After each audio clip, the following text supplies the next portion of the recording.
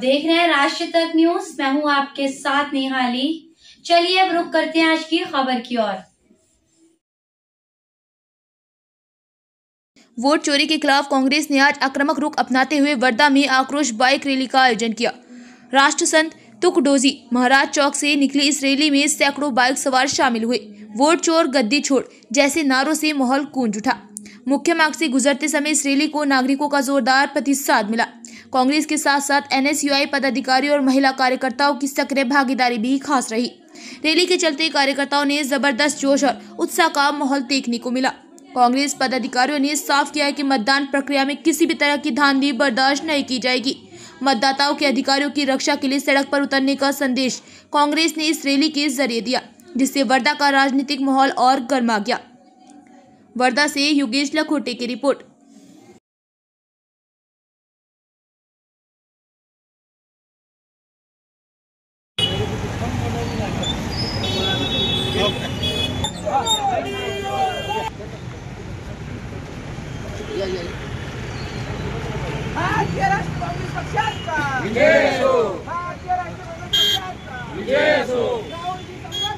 हम तुम्हारे साथ हैं। गद्दी छोड़, गद्दी छोड़।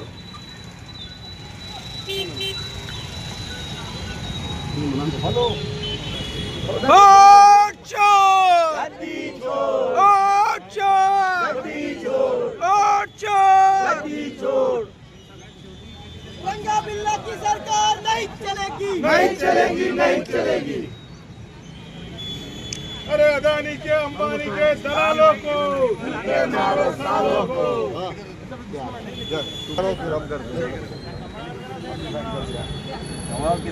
रंगा बिल्ला की सरकार नहीं चलेगी, नहीं चलेगी, नहीं चलेगी। वोट चोर, गद्दी छोड़, वोट चोर, गद्दी छोड़, गद्दी छोड़। नहीं चलेगी, तेरी तानाशाही नहीं चलेगी, नहीं चलेगी। दम है कितना दमन में तेरे।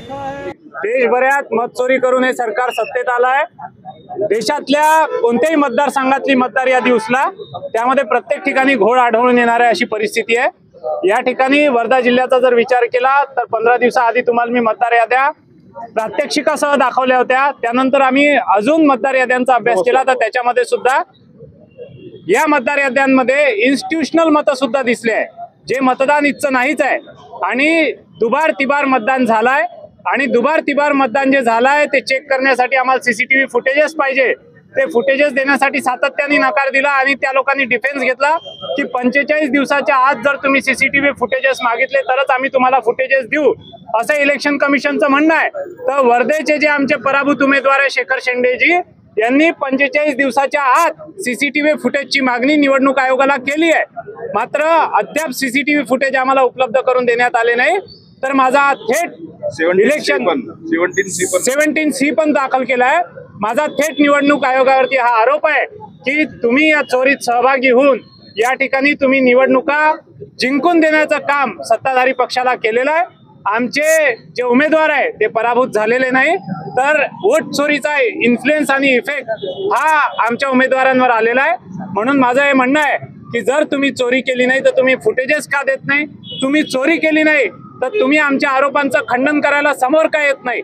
निवडणूक आयोग आणि सत्ताधारी पक्षांनी मी या वर्धा जिल्ह्याच्या मतदार याद्या घेऊन बसतो, त्यांनी सुद्धा यावं आणि तपासावं की या ठिकाणी दुबार तिबार नावं आहे की नाही, खेड्यापाड्यांच्या लोकांचे शहरात नावं आहे की नाही, दुसऱ्या मतदारसंघाच्या लोकांचे या ठिकाणी नावं आहे की नाही, परप्रांतीय लोकांचे या ठिकाणी नावं आहेत की नाही आणि त्यांचे नावं त्यांच्याही मतदार याद्यांमध्ये आणि 100, 200, 500 नावं चुकीनं आले एका मतदारसंघात किंवा जिल्ह्यात आपण समजू शकतो। मात्र हजारोंच्या संख्येने चुकीचे नावं कसे येतात आणि चुकून मताचे गठ्ठेच्या गठ्ठे परप्रांतीयांचे कसे या मतदारसंघात येतात, हा मात्र संशोधनाचा विषय आता राहिलेला नाही। हा विषय उघड झालाय।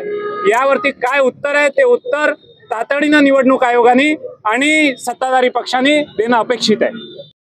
फिलहाल खबरों में इतना ही। बाकी खबरों के लिए देखते रहिए राष्ट्र तक न्यूज।